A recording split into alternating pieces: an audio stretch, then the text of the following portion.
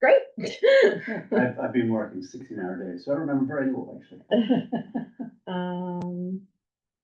I think then if you are good to start, she says we'll plan on attending remotely to the extent I can attend. That's right. Yeah, So we'll. Have we started recording already? On the record, so welcome to the March 25th of the Zero Emissions Advisory Board. Cool. Do we do a roll call? Is that a normal part of this? I mean, I've noticed other places sometimes do roll call, but we have to want to do that. Public comment. Does anyone here from the public? We've got Laura Nutt. Does anyone else from here have a what comment they want to make? We take that as a Laura just went off. Oh, Laura? I don't have any comments, thank you. I'm just here to listen. Okay, great. With that said, let's move on to the next agenda item, which is presentation and update on municipal solar. Very exciting stuff. All right, so let's see. Just so folks know, and I think Werner was there, this information we got just in time for us to be able to share this with the subcommittee, advisory committee, subcommittee capital subcommittee of advisory. Ooh, that was tough, sorry. And that was last week, but wanted to make sure that ZIAB got an update on that information. This is obviously still in progress. This was the first pass of information from the consultant of Select Solar, but so more to come, but wanted to give you all a progress update on where we stood. So as you know, in the CIP, there's a strategic solar initiative in there that's listed at $3.2 million. The municipal solar projects, just a quick recap for all of you. We currently have 2 town-owned systems that are quite small, one on top of the health building and one on top of Putterham Library.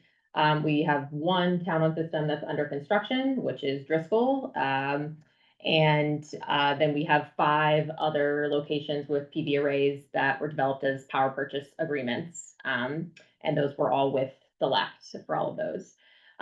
So there are proposed projects. One is Pierce School, which is being designed for town ownership as it's going through its renovation. But that isn't using the 3.2 million that's reflected in this CIP item.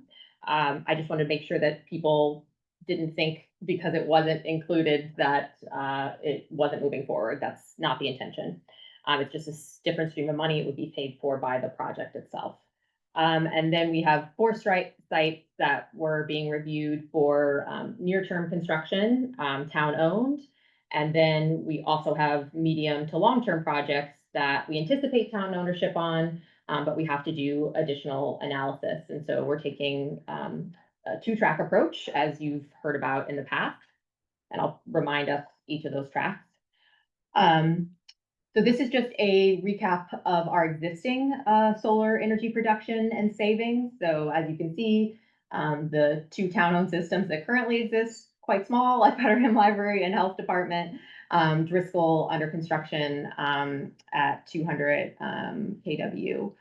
And I can give folks a little bit more of an update on that when we get to our division update, but things are moving along well there and very excited about that. So we expect it to be operational in this fiscal year at Driscoll, and we're expecting an average annual kWh of 233,000. Obviously there hasn't been any generation to date, so nothing for the next column. And then our total electricity cost savings since these systems have come online for Putterham is just over 12,000, Health just over 32, and projected for Driscoll is over 57,000. That's per year. Total. No, that's today. That's, yeah, to date. Or through fiscal year 25, which would I'm be sorry, through June sorry. 30th. Yes, yes. Thank you, yeah. yes, thank you.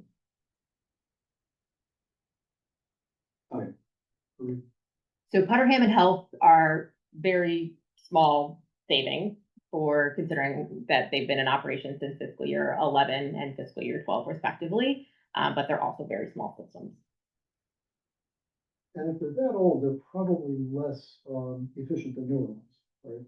I mean, yes, they're certainly like the technology was different then. So I don't necessarily have a metric for what the differential would be if I put the same, we can see it right here. If I put the Right. same system up there today, on that building now, but it's still limited certainly by the roof size.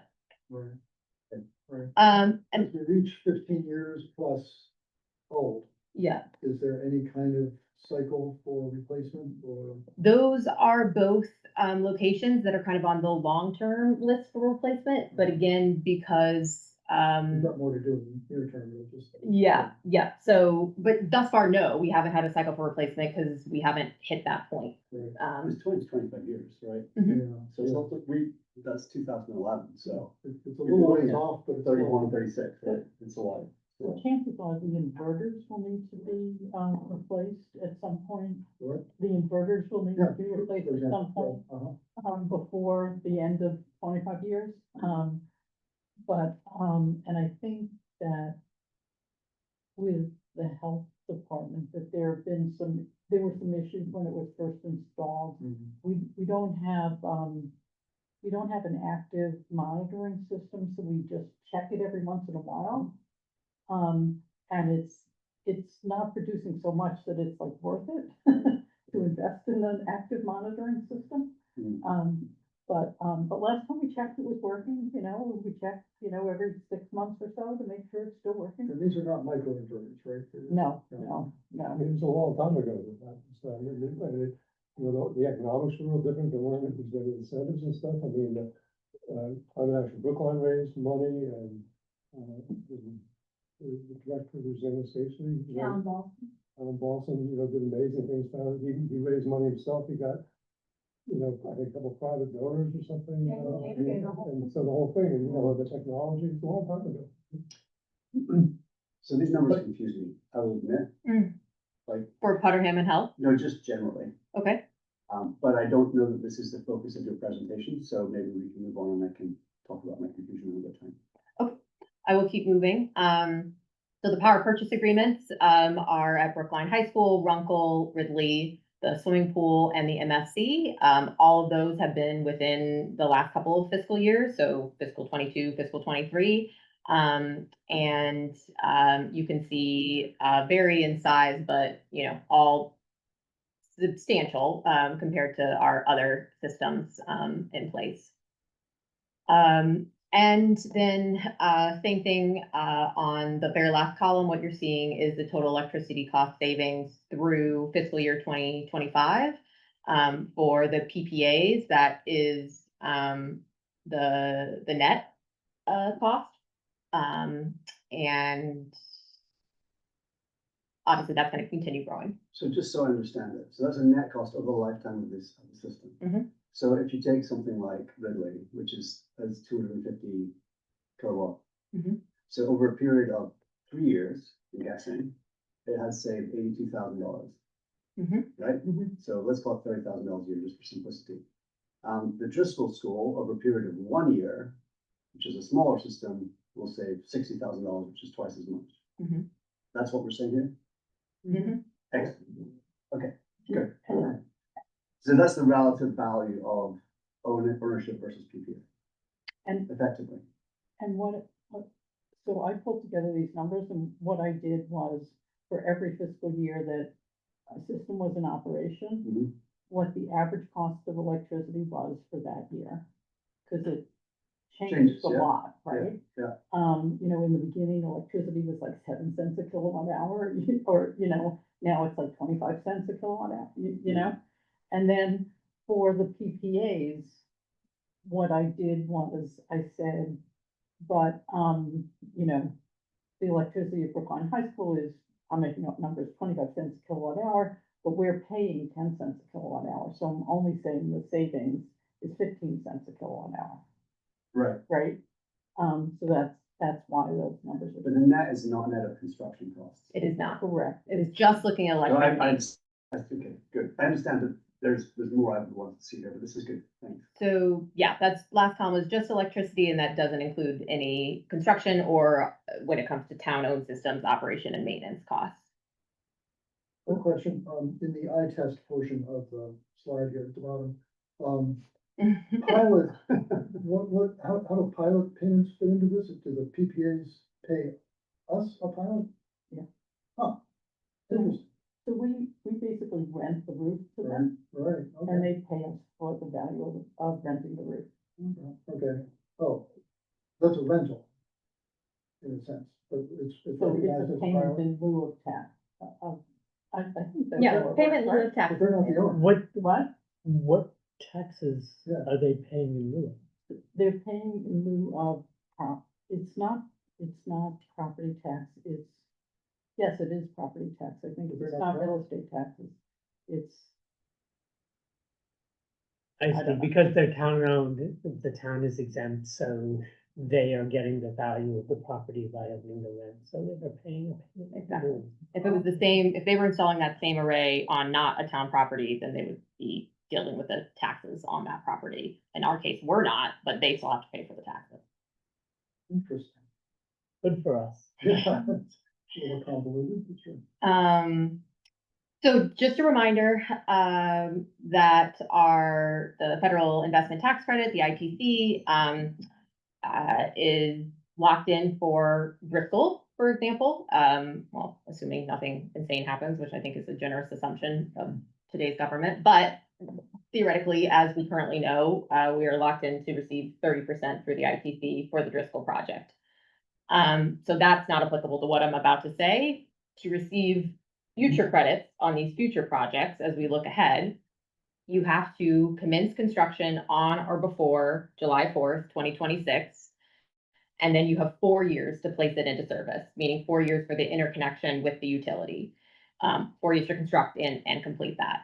Or you can not commence construction before July 4th of this year, and you can start construction July 5th, but then you have to complete the entirety of the project and the interconnection by December 31st of 2027. And I just emphasize and the interconnection because there are a lot of things that we don't have control over that. So there's not a whole lot we can do besides get the project ready as early as possible and give ourselves a really good buffer time for the interconnection to happen. Bill, did you have a question on that? No? Oh, I'm sorry. I saw your elbow up and I thought that was a hand. You're allowed to sit like that.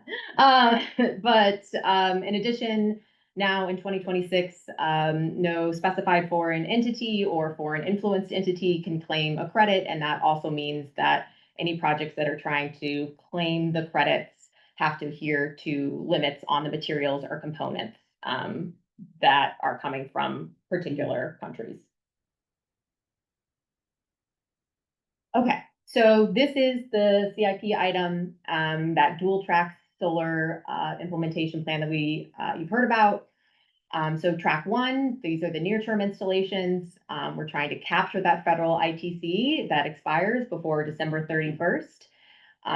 Track two means that we are looking at future installations, and we know that we're not going to be able to capture the ITC before December 2027. So the CIP investment is starting to work towards those sites that are listed under track one. That includes Brookline High School, Brookline Village Library, and Fire Station 1 and Hayes School. We did also look at Town Hall. However, Town Hall was determined not to be a financially viable project because of the space on the roof was so small, and it would have to be a crane project. So the amount to construct it wasn't going to be worth the return on the investment. So we've removed that one from the project list. And then Pierce School, which, as I noted, is not coming from the 3.2 million, but we are looking to try to advance that if we can in time to still capture the ITC benefit for that project. Then on track two, we have a other set of sites that has been identified with our work with the Solar Financial Working Group. And so our next step there is to hire an owner's agent, which we have just signed the contract with, and develop a RFP under Mass General Law, Chapter 25A. And that allows us to then include a whole list of sites and say, we want you to look at all of these. We want you to look at site feasibility. We want you to conduct the financial analysis, and we want you to help us come up with what is the best path forward in terms of expediting which projects at which time. So that is currently just starting. The intention is that would contract with whoever responds to the RFP and we decide to move forward with. That would have to come before town meeting per the procurement laws. So that would happen in, we're aiming for November town meeting for that. So these are the potential track 2 sites that we're looking at and are listing in the RFP that we're going to be developing here shortly. So for rooftops, we have Coolidge Corner Library, Fire Stations 5, 6, Old Lincoln School, Baker School, Lawrence, and then the 22 Tappan Street, the Brookline High School expansion. Then carports and ground mounted, we have those at Baker. They're so powerful. We have those at Baker School, Hayes School, the School Street parking lot, Station Street parking lot, Town Hall parking lot, possibly, Fire Station 1 parking lot, possibly, John Street parking lot, Fuller Street parking lot. And then we have ground mounted at possibly Single Tree Hill Reservoir, as well as the transfer station. Is the transfer station Vermont or Canada? Well, we have both there, I guess. So I guess both is probably the answer as of now. Now, Station 5 is gonna be somewhere, right? Yes, so Station 5 is a complete rebuild where 4 and 1 are a renovation of the building. But as you saw, Station 1 is actually going to be starting construction on that building within the next month. And so our hope is that we're able to incorporate the solar into that as they're doing all the other construction on Station 1. And then same with 5, it just gets integrated into the rebuild. Exactly. I have a question on the next. So these are the 17 sites that we identified as part of like the tier 1 sites. And I think it's a great list. That process was quite rushed. This effort could look at a broader set of sites if need be, right? And because half of these might turn out to be, maybe they're not. Unfeasible. Unfeasible, right?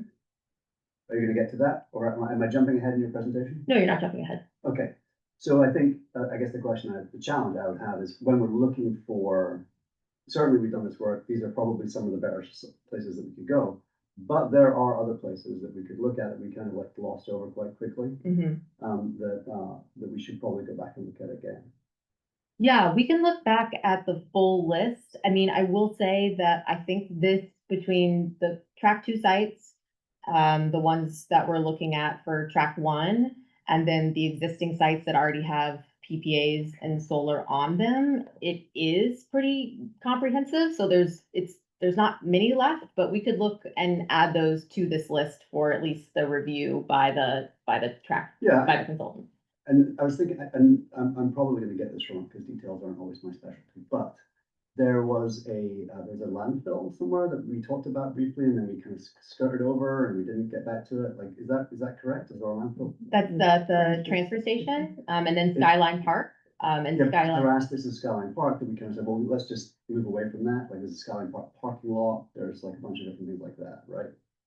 Yes, but then we also, I think Skyline, we ended up pulling not because of the timing necessarily, but because we got feedback regarding, I think you're thinking of Article 97. Which is another layer, but we also received feedback from our landfill consultant about the technical complexities of that site. So again, we can look at it further, but I think the first review we got back was that wasn't a great location for that. Okay, so these are the opportunities that are in track one, looking at the size of the systems and the preliminary construction costs. So these are all rooftop systems. I've included Pearson here, but again, that's not what the 3.2 million would be applied for. So as you can see, Fire Station 1, a pretty small system. The library, also a relatively small system, but Hayes and Brookline High School, and Brookline High School already is partially covered with a PPA, are, more substantial systems, at over 200 kilowatts each. So our preliminary construction costs, not including Pierce, is at 1.67 million. This is just based off of, there hasn't been any site visits conducted at this point. So one, I anticipate that number changing. How much is to be determined. And then, as you can see, the tax credit is reflected in the next column for each of those projects.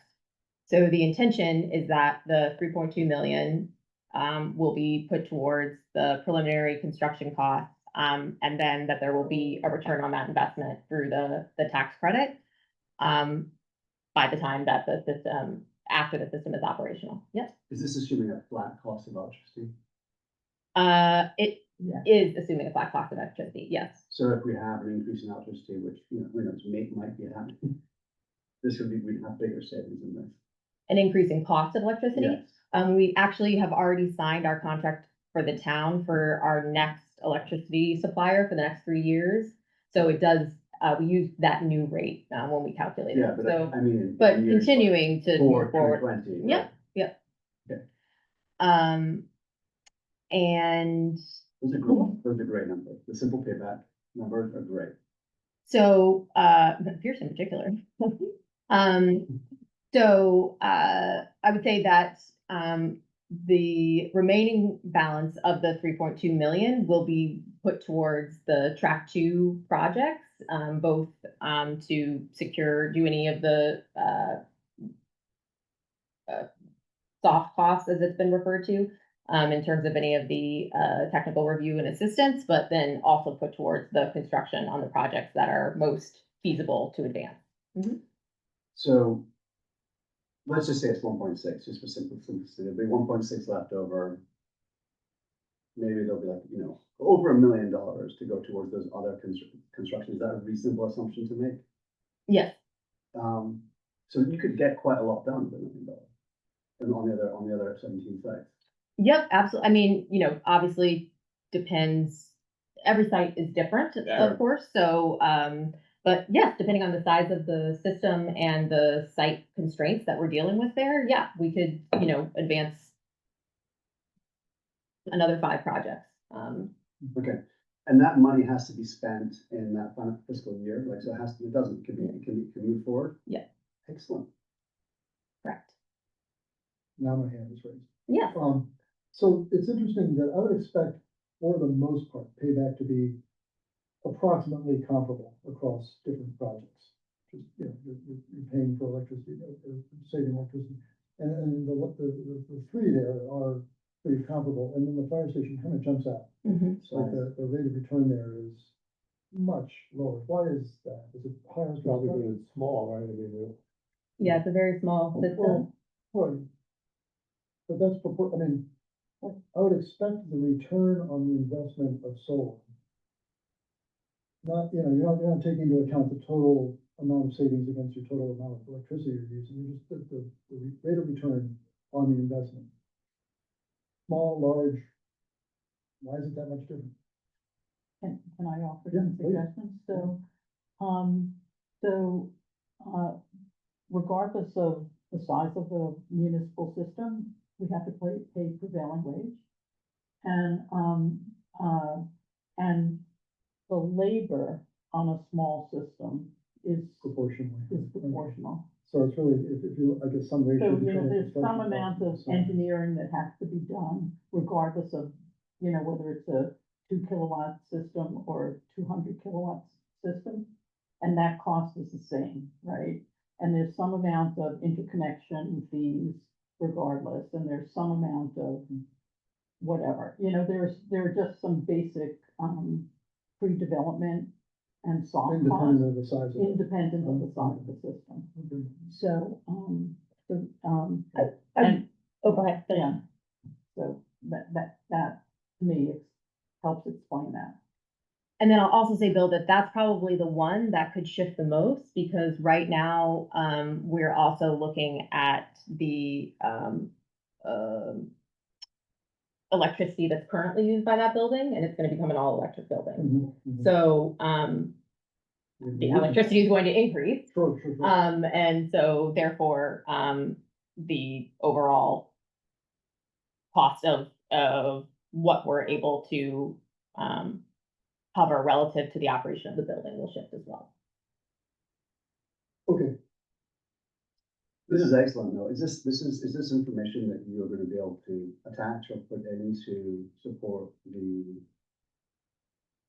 warrant? Like, is this information that we'll be able to furnish to town meeting members? Yep, so, all the advisory committees, do a report, on the budget, and so they will include a write-up on the subcommittee, meets with the full committee next. We're meeting with them tomorrow night, so they give a report to the full, and then the full gives a report to the town meeting, well, and select board, I guess, but, and that's happening tomorrow night. And I think that's all they have on that. So, happy to answer any questions. Just as a friendly reminder, I know are 5 minutes ahead of schedule, but I will need to leave to go to a different advisory budget meeting with building, at 5. I do you have any questions? No? That's great. are you encountering enthusiasm, resistance, Through the advisory committee process? the whole, everything? I would say mostly, my engagement has been with advisory committee and then staff. And I think that the, capital subcommittee was supportive of the project overall.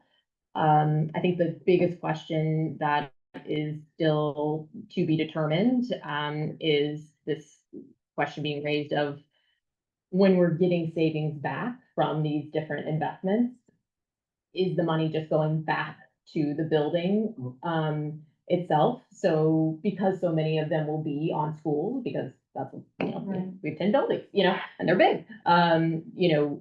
Does that mean that the savings on electricity are just supporting school utilities, versus coming back into some larger general fund that's supporting town and schools, or possibly supporting the function and operation of the sustainability division? There's a whole array of scenarios that have been tossed out there. And I think that that's still to be determined, but generally, support for the project and the idea. And how will that be determined? It's a great question. I think my understanding is that that is going to need to be a policy discussion that happens. I'm not entirely sure if that sits solely with the select board, or if that's select board and advisory committee, and Or town school partnership. yeah, Yeah. so Right. unclear to me at this point. I mean, having, over the years, sat in a few advisory committee, subcommittee meetings, I thought it was very positive in that you get to the point where you're thinking about how we're gonna divide up the money. I mean, that means that people have accepted the idea, there've been times when, advisory committee can be, these subcommittees can be so difficult, right? They can be, it's just ask so many questions, it's so skeptical, and it was not on the basic idea, which is what we really care about. I mean, we care some about where the money goes, but we really care about getting the stuff up on buildings. There's no question that everybody thinks that this is great. That's great. I think we care that there is money coming back. Yeah. And make it to the town to work out Nice where it goes. Right? Okay, wonderful. All right, so next, I'm gonna cheat and look at your. Sustainability. Okay, so I am just going to pull up. So we've had a little bit of a delay with the climate action plan. And I want to emphasize that this is understandable because, we need buy-in from all the different departments that are gonna be supporting the implementation of this plan, and their support. And unfortunately, we are at a moment in time where they have a very uncertain future for many of these departments. And even if an override scenario is to move forward and pass, then some of them are still looking at staff cuts, certainly without an override. Some of them are absolutely looking at staff cuts. So it's tough right now to have the conversation of, okay, great, like, we would like to work with you on these 6 things. What is your capacity to do that? And I think at this moment, understandably, we're dealing with a lot of, I have no idea, but it's not great. So yeah, Question though, so you already have stuff underway, you already have things that are prioritized. To what, and obviously getting the CARP approved and move forward is important, but to what extent does it impact your rest of this year to not have the CARP? um, I How much mean- delay are we talking about? couple weeks. It's fine. So I think, the biggest shift is, I'll come back to that. I hear that question.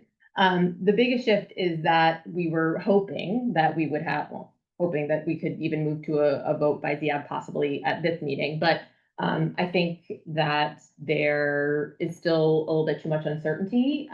So we're looking at moving the ZIAB vote to April. And then the select board vote to follow either end of April or May. It really is like all about the meeting timing.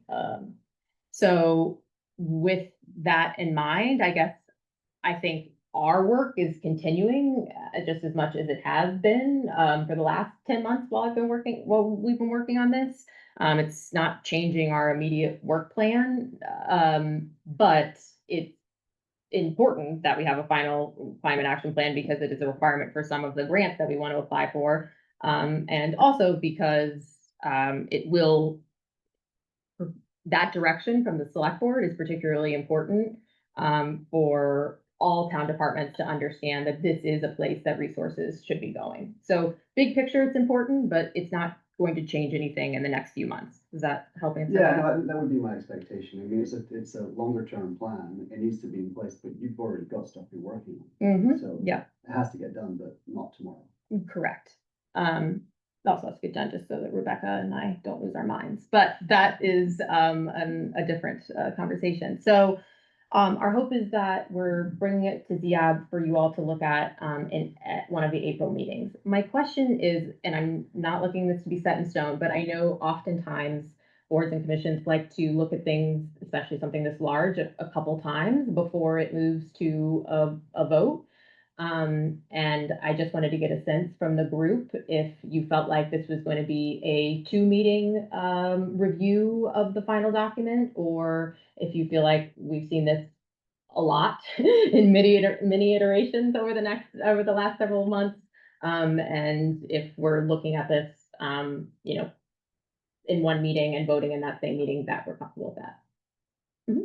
When is I noticed we have people from the public here, and I'm just curious, will the public have a chance to give input on the final, before it goes, the deadline for public comment passed, Mhm. right? But then once you publish on the final, it's final, right? There's no more public comment, nothing. That's correct. Okay. So Yep. that public comment has already passed March 9th. Correct. And all of that has been gathered and incorporated, Mhm. as have the comments from ZIAB at our last meeting. Mhm. As have most of the comments from staff. It's Right. really just this question around staff capacity, Mhm. which is a question because in there you might recall that there was a table that talks about who's responsible for implementation, who's working Mhm. with sustainability to implement these action, Mhm. and then what is their capacity to do this work.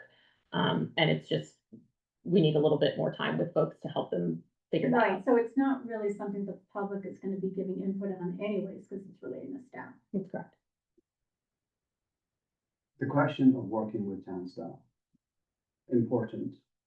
And this is kind of the same question, but it's not gonna change the prioritization framework. It's not gonna change the goal strategy. It's not gonna change the main body of carp that we would be commenting on. Mhm. So whether it's one or two meetings, is there a reason why we shouldn't just start looking at it now? Well, I don't have a graphically laid out version of it at this Right. point, so there's that. But I wouldn't feel comfortable for putting forward a version of the document that my colleagues haven't said, yes, this is okay, and anything that I'm sharing is public. So what are we reviewing exactly at that point in time? Like, You're reviewing what you saw in the Word Right. document last time Right. as a graphically laid out But I final mean, are plan. we commenting on the graphics? Are we commenting on the content? How much changeability is kind of built into the process at that point? I'm hoping there's very little need Right. for change at that Right. point. It's kind of like final edits, checking things that makes that it's clear and makes sense the way it's written. Yeah, I mean, I Like think we we've did had our before. chance, we've looked at it, and Right, we should try to do it at a meeting. We can't possibly guarantee that something won't come out of the blue, but I think we should keep it moving and work on the assumption that we can see it in a meeting and vote on it. mhm. With sufficient lead time. Yes, you would see it in advance. Yeah, of the meeting. that's the only question. Yeah. I think aiming for one meeting.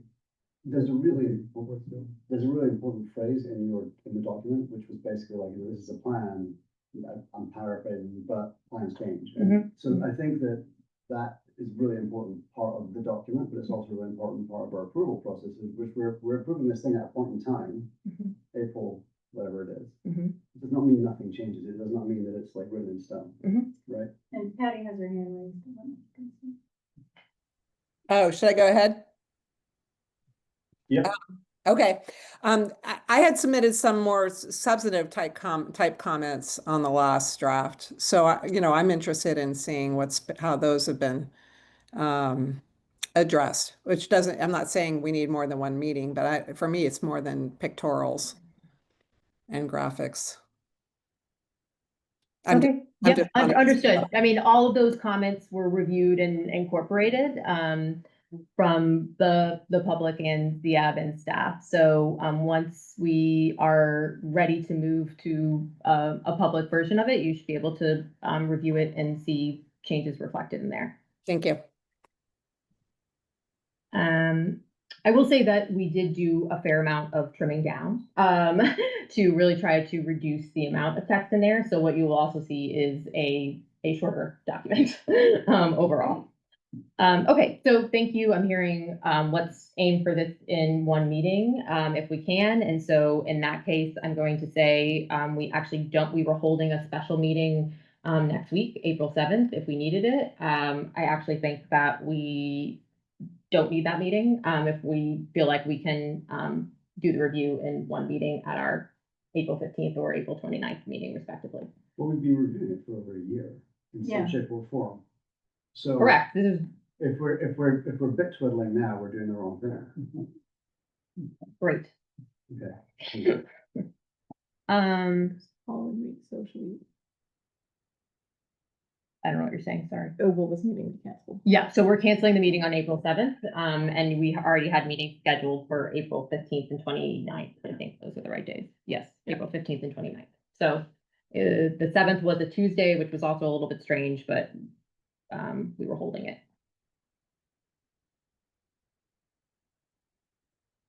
Great. Awesome. Okay, and then just a couple other quick updates. We are moving forward on Driscoll rooftop solar. So on Saturday is our crane day. So they've done all the electrical work in the building, and we will be there all day hauling in all of the actual materials that they need and putting them in on the roof. Is there a special viewing platform? There is not, but you are welcome. Drum? You are welcome to, walk around the block of Beacon and Washington and. Drive, you could Just- drive just by. don't on the drive. farm. I'll just bring my 9-year-old over and he'll be excited. I was gonna say, don't drive, because we're blocking the lane of traffic. Okay. Yeah. Can there be some publicity around this though? So what do you mean by publicity? Yeah, put on news or, just getting the word out. Does he have newsletters Does he have coming out this newsletter? weekend? Does he have newsletter for sure? We could put it on the listserv. CAD newsletter, Yeah, so our plan is, Rebecca has been patiently waiting, for photos that are actually not just a snow-covered roof or someone in an electrical room looking at things, which are both kind of boring photos. So our intention is I'll be on site on Saturday and we'll be, photographing the process and experience. And so happy to share those out. We will be sharing them on our channels and happy to make sure that they're passed along to CAB, DF newsletter, whoever else, if they'd like to do the same thing on their channels of progress is happening. It may be nice, people in the school must know what's happening, you think you don't want people to come from South Brookline to watch the crane, but there may be kids that go to Driscoll School that it might be kind of a cool thing, they're within walking distance and it's their school, and so I assume school knows about it, it'd be nice if they would kind of tell parents and things. Yeah, I can ask. The school definitely knows about it because we've been in communication with them weekly as we've been doing the other work and coordinating the visits in the building. But I can definitely ask if they were willing to share it out through their channel to the students themselves. Because again, thus far, two guys in an electrical room, so no one sees that. Really, it sets the stage and continues to build momentum for some of the larger projects that we're working on. Yes, absolutely. Also, Francesca Stark, who's a teacher I there, was gonna say that. has a Key Club, and she's been very active in a lot of climate events. that Yeah, happen, that's a great which point. You might be interested in just kind of spreading the word. Yeah, that's a great She's point. very into that. Yeah, I know Francesca well. I could do it too, if you wanna do it, any of us could do it. Yeah, happy. These newer, larger systems, do they have monitoring capability built in, I assume? So that would be another interesting thing over time, to have some sort of dashboard-ish thing available Mm-hmm. through town website or something, just to say, here's what's happening here in Brooklyn. Mm-hmm. A solar cam, like a webcam, but for solar. But for, for generation. There actually are currently links on the building department's, on a web page, right? On the, they've got an energy page, in the public building division, there's an energy conservation page. When I checked yesterday, the links didn't work, so something, no, I mean, but they had worked last week, so something just slipped, so, So it's another way to get the word out. right, and we're planning on, doing, sort of highlighting it in the sustainability department as well, but we haven't gotten there yet. So, Time you need a select board announcement, announcements and updates, just give me the text. Oh, thank you, Michael. Yeah, appreciate that. Baker School also, on capital projects moving forward, Baker School EV charging stations, we are, set to begin installation there, April vacation week. Marathon Monday, and the intention is that they're able to do the entirety of the work within that week. And they are gonna hit that deadline, and I am not worried about it. We'll have, two new, charging stations there. And then speaking of charging stations, the Green Spot charging stations, which, as we've talked about here, have been, closed down. That was a decision by Green Spot, due to, low usage of those stations. I really want to emphasize that that is actually not, indicative of our stations usage, our charge point stations. They're at a different price point and therefore have, a very different, a usage rate.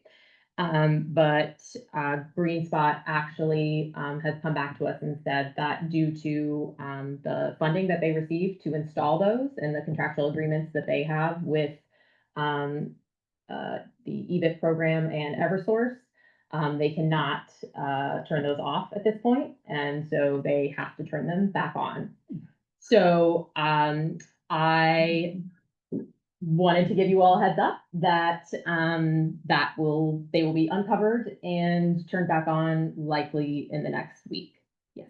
those changed from being EV parking spots to non-EV parking spots. Yep. There's no reason that the town has to make them EV parking spots, even though there are EV charging stations there, right? We do, actually, that is part of the contractual agreement that they have. We have a contractual agreement with Green Spot, and then they have one with others, and there is a requirement that they are signed as EV only parking for a portion of the time that they are installed. And we have not hit that time yet. Okay. What is the long term? What's the length of the contract? The 10-year contract. 2-ish years ago, 1 or 2. 2 from Green Spot was 2023, I think. 2023. Have you shared the economics of your parking, your even, the non-green spot? Have you shared the economics of those with green spot? Because it feels like they're chasing the 100% of nothing goal as opposed to the 20% of a lot goal. Like they would probably make more money if they lowered their rates. Yes, but this conversation with them actually started because they were looking to, raise the rates. And honestly, I think that when they came in, when they came into town, that was the option. Like, we didn't have any other pathway forward that we could see at the time to install EV charging stations. The landscape rapidly changed. These grants came online and we went after those and were really aggressive. And we're able to do great things with them.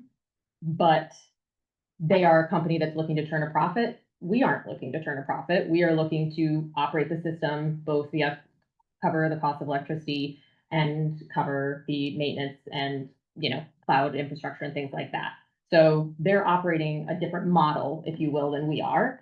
And they obviously have a surplus of stations in two distinct areas, whereas we operate a network over the entirety of the town. So it's different, I guess, is what I'm saying. I think also in response to the Brookline News article, those stations were much harder to use Oh, and very Oh, I frustrating. can speak to that. So, person. yeah, a lot of people were commenting about the ease of use. Yes, which is feedback that I've heard as well. So they are a private profit-making company using public property to do that. Do they pay a pile? No, they pay part of their rates go to the town, right? What's the contract?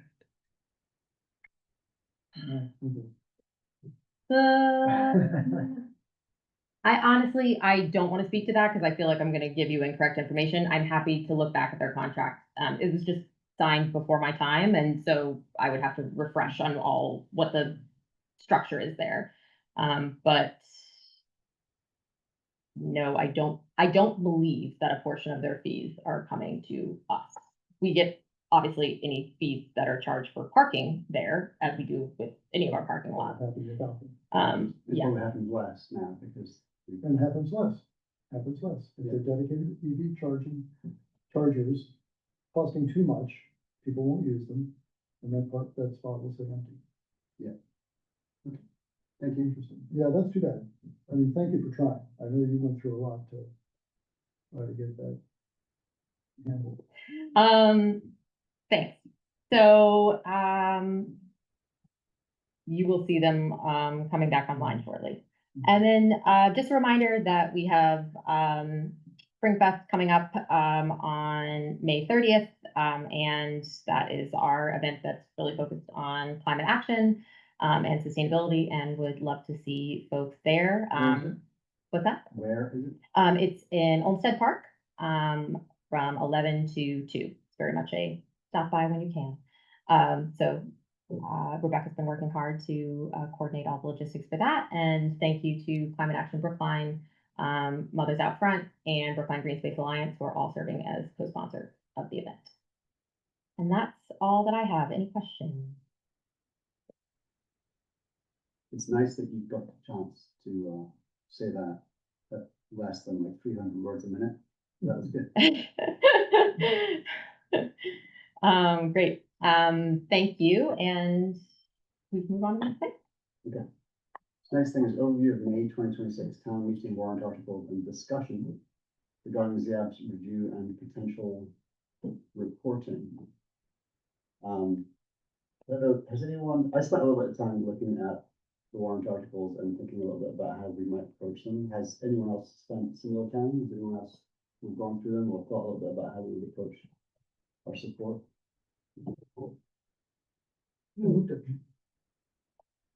Because I have an opinion, which is rarely have an opinion, but I have an opinion. Almost never happens. Did you extract the ones you think are relevant? Is that- So I think I've got two things. I've got kind of like what I call strategic posture on like what we might want to do, and then I also extracted the ones that I think are worth focusing on. And then the ones that aren't worth focusing on, they're not worth. The two pieces would be if the strategic posture is right, then that would support the idea that we shouldn't focus on them. Nicholas, select board reviewing all of them this week? Oh, yeah. Whether we want to or not. So, so the thought I had, and this was actually a little bit driven by watching the select board meeting last night on the override, which was riveting. That was really good, actually. I really enjoyed it.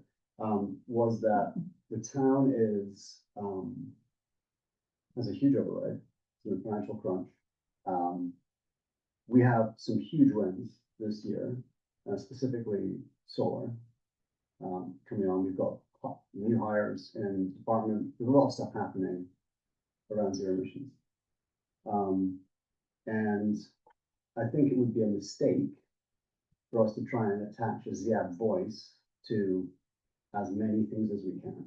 I think that would be an error, because I think that we've already got a certain amount of money spent here.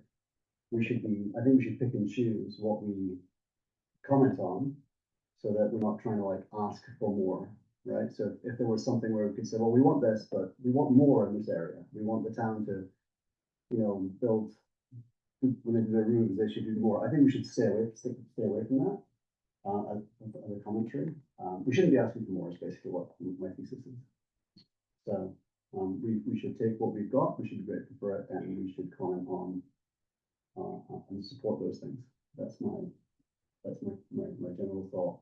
And so on that basis, we should very clearly strongly support strategic solar initiative. The data that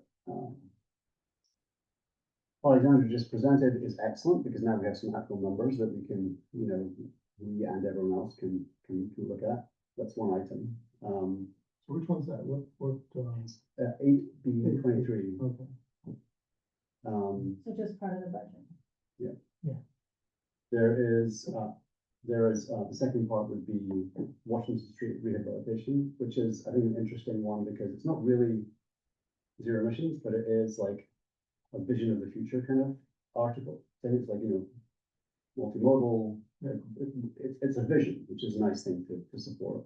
And also it was paid for largely by, I believe, unless I'm wrong, by federal and state money. It certainly a portion of it, but I absolutely don't know what portion of it. So I did a little research, and I have that almost all of it was paid for by state and federal, but I would love to get those numbers correct, make sure that that's right. It was pulled from the town website and stuff like that. And then the other items that I think might be worth looking at are the warrant articles 14, 15, and 16, the zoning ones. And then the Chestnut Hill commercial area, which I think the zoning ones are more straightforward. And I again have a thesis here, which I'll just share briefly, which is the town has put in place regulations, laws, fossil fuel free ordinance, and the Optim's, specialized stretch energy code. What that means is that any new construction that is done in town has to meet those requirements. And I think that on that basis, we should be looking at things that are, around new construction and saying anything that will be built from now on is de facto better than anything that exists. First of all, that's kind of like point one. And point two is we've got this aging housing stock that's difficult to renovate. So if we're thinking about meeting our, 2050 goals, new construction is a required part of it. And I think that would kind of cover 14, 15, 16, and then Chestnut Hill commercial area. So that's kind of generally the kind of thinking I have. So the two things we could definitely support Washington's or make a comment about would be, complete streets and solar, and then the zoning ones could be something we would also support. So that's kind of where I'm at. I mean, the rest of them I feel are either ancillary or they may have a climate impact, and I'm not sure that would come on. I would agree with that. I like I'm sorry.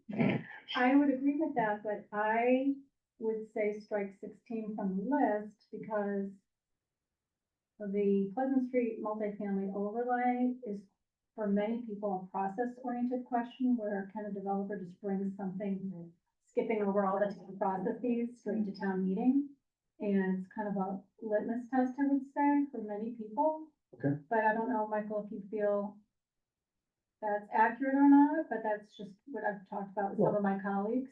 And many people are gonna vote no for, I shouldn't say that. Some people may just vote on that basis alone, and it's not even anything to do with climate. It doesn't even get to that point. So I don't know if that's really something we should comment on or stay away from, because Well, you've raised a common concern, Mhm, or, I don't know if it's common, but it's certainly been well articulated. mhm. Um.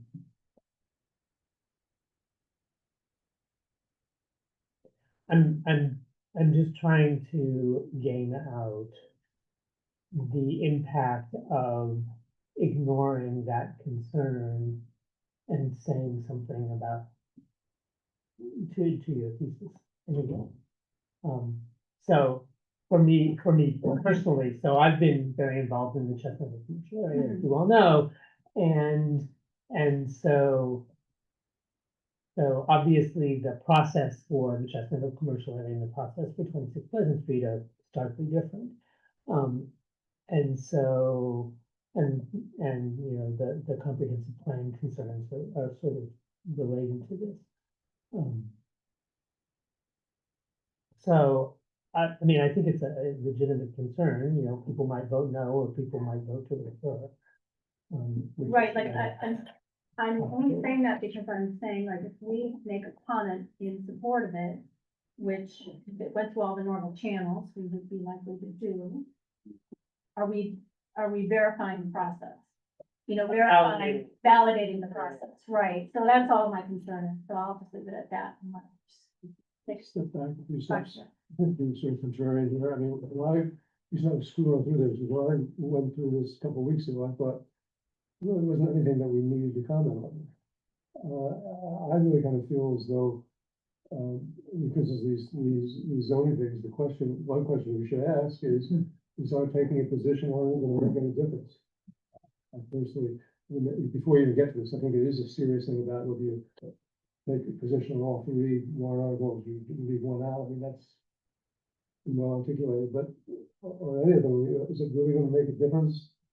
Are the climate implications important enough? In other words, another way to say I'd that? say for Chestnut Hill, it could be because that's a big block of people who would vote for climate, and you need a 2/3 vote, and there could be. I think the concern is that people will be commenting on construction and saying, we shouldn't be doing the construction because of the climate.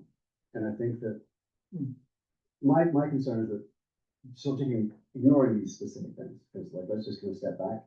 We will not meet our 2050 goals if we do not do very substantial renovation, build a whole change our housing stock, change our cars, change our infrastructure. Like, we will not meet our Change our density. change our density. We won't. We simply won't. Right. Okay, So there's a kind of argument. So I think you convinced me on that. When the more I think about that, I guess what I really can get around more is that Washington Street and whatever the other ones that are in the budget aren't going to be controversial. It is not.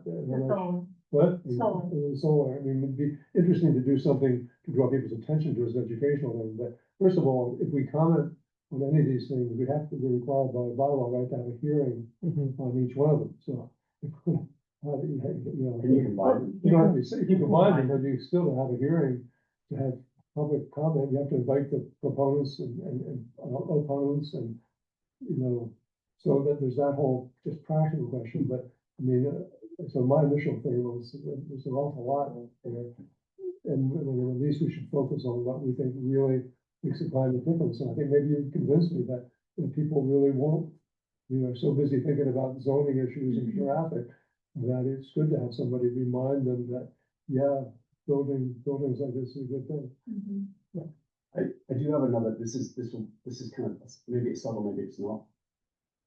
So we talked about things like embodied carbon, right? And we talked about a lot of different things. I mean, they're really important. So I'm not going to try and push them on the table. But what the town has also done is we've put in place laws, ordinances, standards. We've adopted standards, and those are our standards today, 2026.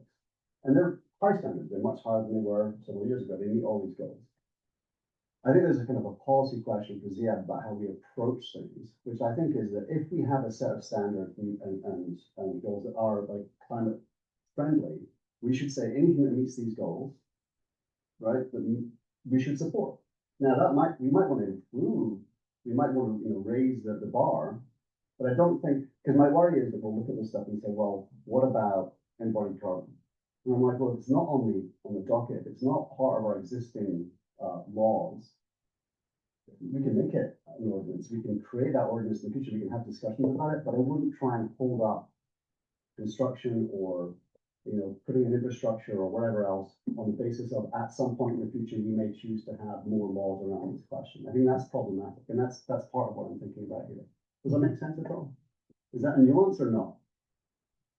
No, I think I agree, but if I'm following you, I mean, but I guess I just still feel that we need to prioritize the fact that anything that's done in town has some I think what parliamentary. we got to with like what Climate Action Committee, where everything touched on climate, and then we were spending a lot of time reviewing warrant articles, and then finding that our reports weren't making impactful swings in either direction. And the question too is whether sometimes things are doing at the last minute, what now comes to Yeah. my mind when we think about the Chestnut Hill West is you're absolutely right to say that we're gonna build it to this high standard, the higher all electric standards. But that begs the question of what are there's been no embodied carbon analysis, no life cycle analysis. And then we were really. Actually, there's a provision for that within the MOA. It's going to be done. Yes, Of course, what I'm thinking about though is the question is of what we haven't even begun to touch on. So saying going back when we commented on the ice rink a long time ago, I thought that was exactly the way we should do it. Very early in the process, Yeah. we laid out, we didn't say yes, no, we just said, if you're going to go ahead with the ice rink, these are the things you need to think about. And it feels to me like we can't do anything. I'm not blaming us for not having done it, but we can't do everything. But we really should have gotten involved 2 years ago and said, not just is there going to be thinking about embodied carbon once you've decided to build it, and are you going to use, try to look at wood instead of structural steel? Are you doing analysis in advance to see whether you should be tearing these buildings down and building new buildings? Or yeah, I should, was thinking of something. what? I was thinking of something slightly different Yeah, in yeah. terms of demolition, how you deal with You're just making the the demolition process, the building process as good as possible in terms of Yeah. embodied carbon. But the bigger and more radical question, which that seems to me a way we should put forward, which we sort of think we kind of try to do with the ice rink, is how do you build this into the whole process of thinking about, if you're trying to convince people that it's good, the opponents are going to say, well, they're going to raise the issue of you shouldn't be tearing down old buildings because you don't know, you haven't looked at this, you haven't looked at whether or People not. have done calculators now. People have done calculators now. David Mendel, Mendel's. Well, is this really as a practical matter, the town meeting to pass this?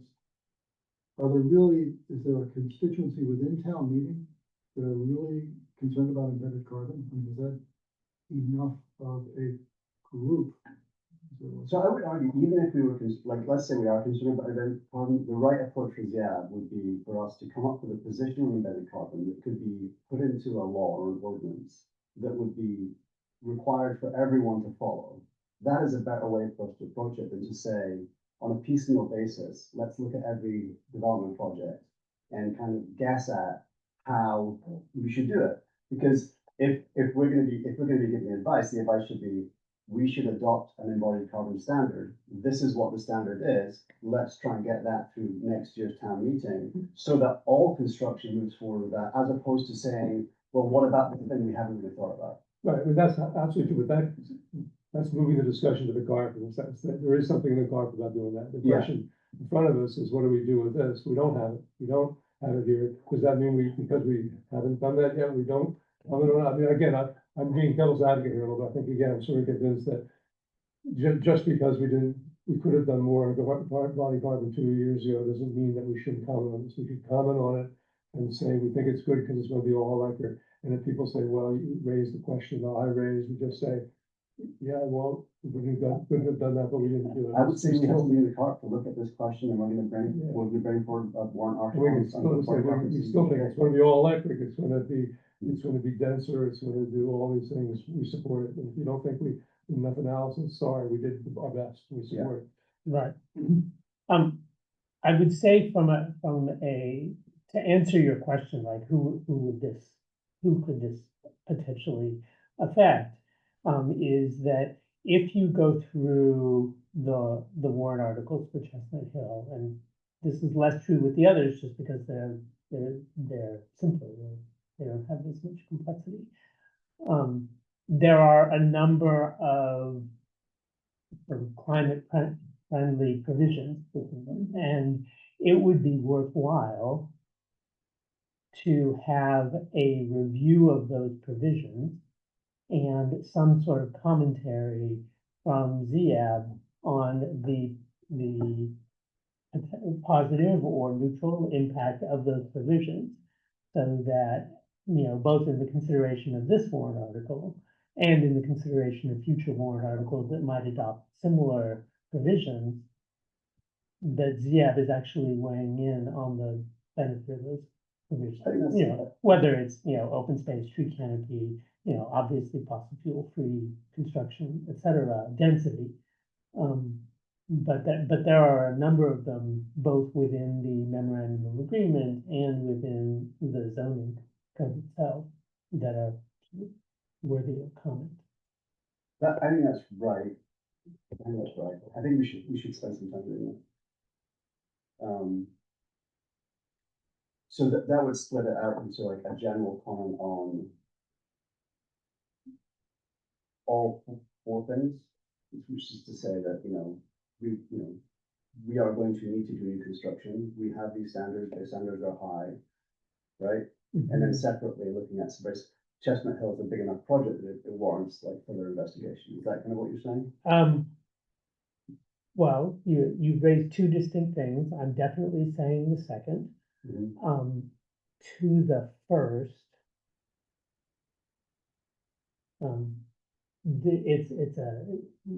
it's a trade-off of costs and benefits, right?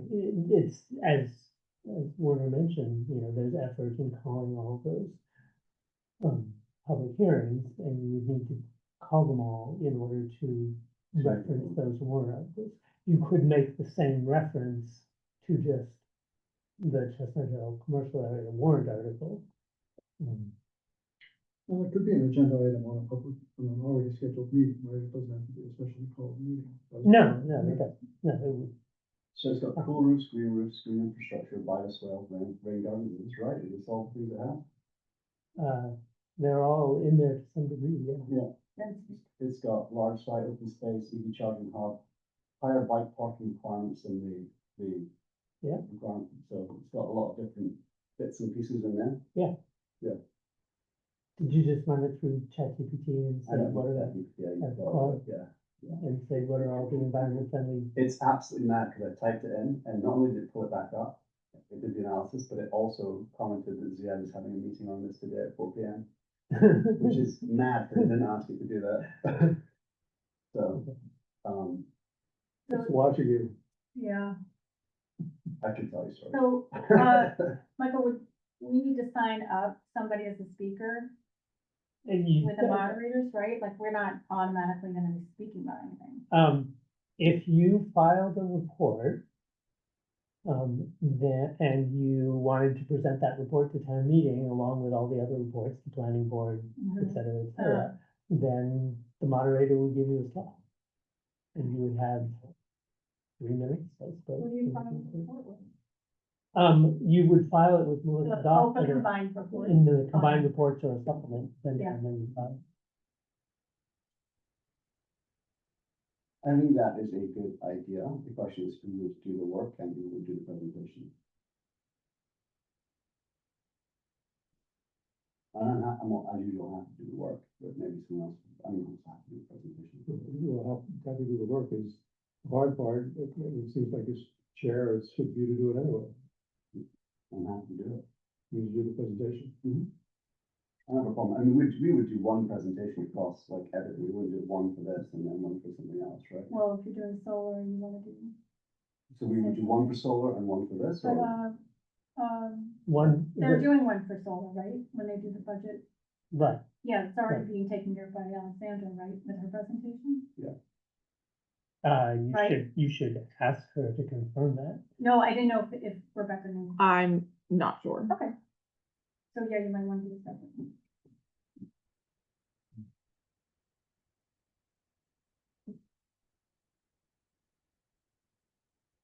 So it'd be interesting, I mean, just from our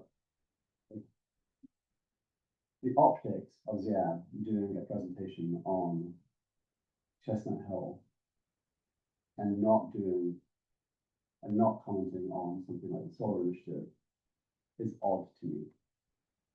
I think it's the opposite. I think most people are gonna just say, yeah, of course they support the solar issue. Yeah, I don't think you're gonna add anything, And then to that, we- especially if Alexandra's including something. Especially for if he's the- including something, but Yeah, because to me, the only reason to do it is everybody, town meeting's gonna support it, you know? yeah, Nobody's gonna put out an amendment to remove it from the budget. Right. That's what they'd have to do. And the only reason to do it would be just a purely an educational thing, but it's better than Alexander did. And again, I think the best thing for Ziad is to focus, you know, and for instance, and if you do several things, then people are gonna say, well, why aren't you calling it Pleasant Street? That must mean you're opposed to Pleasant Street. And if you just focus on Chestnut Hill West, it's a lot easier to say, well, that's what we think is the priority in town meeting, and that's what we should be doing, saying, this is where we want our impact to be felt. Okay, so but then we'd have to do a public meeting. I think we'd have to have agreement from the ad that the content that we present at the town meeting is the right content, right? So, yeah, let's do that, let's go through that process. And what's the date for this?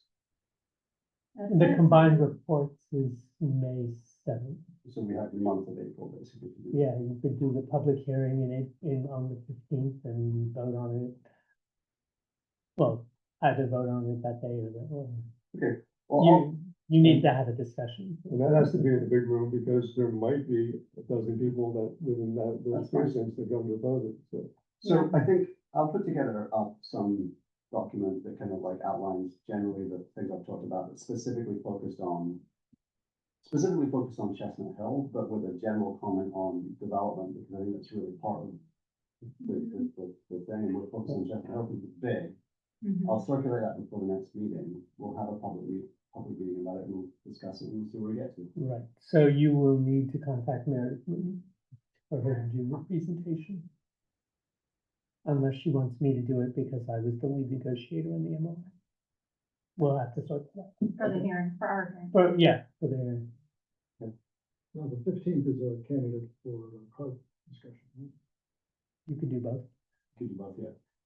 I'm hoping that the CART discussion is, we've read this and met multiple times, we're voting to adopt it and we're done.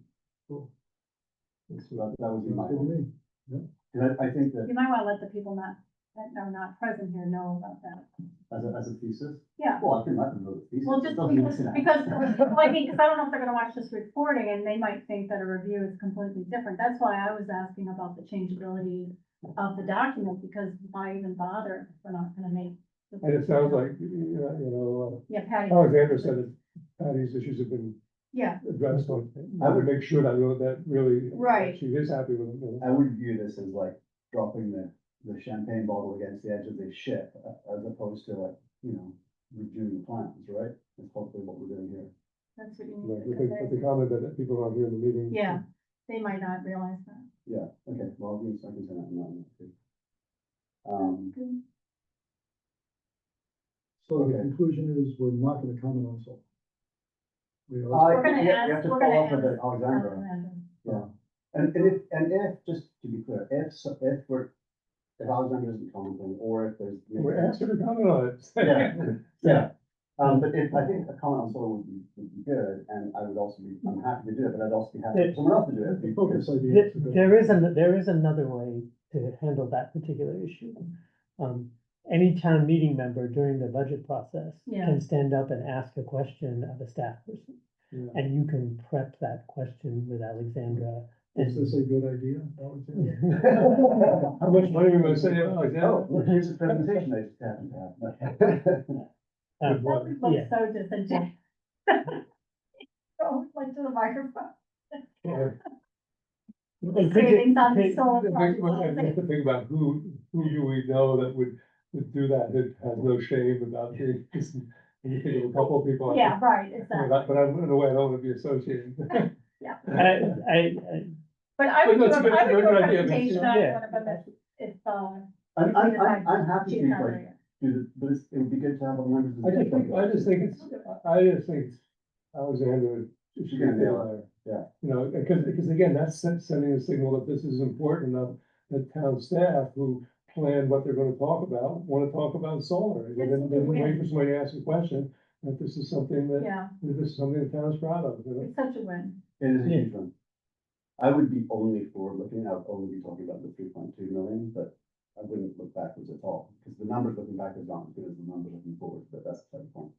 Also short discussion. Okay, Oh, Yeah. you only get like 3 minutes unless you get special permission. by the way. okay. Um.